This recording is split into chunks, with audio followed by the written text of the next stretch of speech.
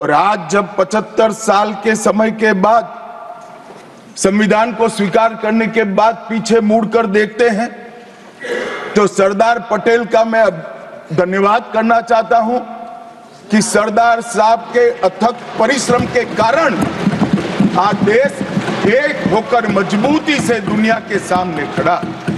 हमारे संविधान को कभी भी परिवर्तन इस जीवन का मंत्र है, सत्य है। इसको हमारे संविधान सभा ने स्वीकार किया था। इसलिए आर्टिकल 368 में संविधान संशोधन इसके लिए प्रोविजन किया गया। अभी कुछ राजनेता आए हैं, 54 साल की आयु में अपने आप को युवा कहते हैं और घूमते रहते हैं, संविधान बदल देंगे, संविधान बदल देंगे, संविधान बदल देंगे। मैं उनको समझाना चाहता हूं कि संविधान बदलने का प्रोविजन, संविधान के प्रावधानों का बदलने का प्रोविजन अनुच्छेद 368 के अंदर संविधान में ही है। और मैं आज फिर से एक बार कहना चाहता हूं, थोड़ा ज्ञानवर्धन भी हो जाए किसी का। भाजपा ने 16 साल राज किया, मानिए 6 साल अटल जी ने किया, 10 साल मोदी जी ने किया और 5 साल और मोदी जी करें। एक प्रकार से 16 साल हमने शासन किया। 16 साल में हमने 22 बार संविधान बदला, संविधान के अंदर परिवर्तन की। और कांग्रेस ने 55 साल करा और 55 साल में 77 परिवर्तन कांग्रेस ने भी किए, कांग्रेस के शासन में भी हुए। अब भारतीय जनता पार्टी और कांग्रेस दोनों ने परिवर्तन किए।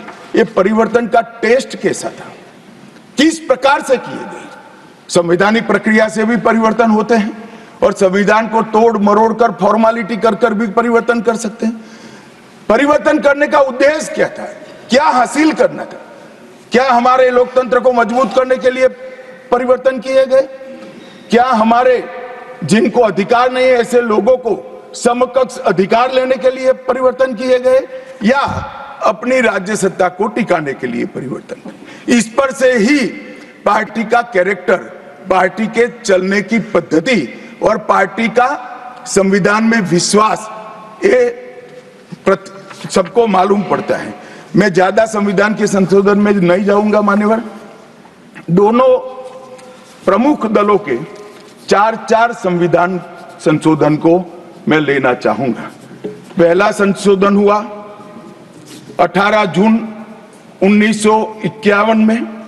संविधान सभा ने ही ये संशोधन करना पड़ा, क्योंकि संविधान बनाने के बाद, संविधान स्वीकारने के बाद आम चुनाव में जाने तक का भी धैर्य कांग्रेस पार्टी में नहीं था।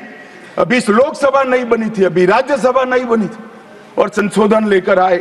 अब उसका उद्देश्य क्या था? 19A जोड़ा गया। 19A जोड़ा गया, वो किस लिए जोड़ा गया? अभिव्यक्ति की आजादी पर स्वतंत्रता को, अभिव्यक्ति की आजादी, अभिव्यक्ति की स्वतंत्रता को कर्टेल करने के लिए पहला सुधार आया। और किसने किया मान्यवर? उस वक्त प्रधानमंत्री कौन था? श्रीमान जवाहरलाल नेहरू उस वक्त प्रधान।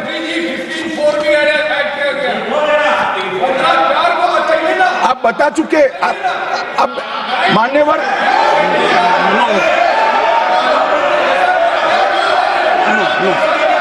No Shillong Jairam ji, he not yielding. We heard leader of the opposition. मान्यवर, unless there is yielding, let us hear. मान्यवर, मेरा लंबा अनुभव है आजकल करते हुए। मुझे 30 साल हो गए विधानसभा और लोकसभा, राज्यसभा में बैठे हुए। संसद में भाषण करने का मेरा अनुभव है मान्यवर। वो विरोध तभी कर सकते हैं जब मेरी बात सच न हो।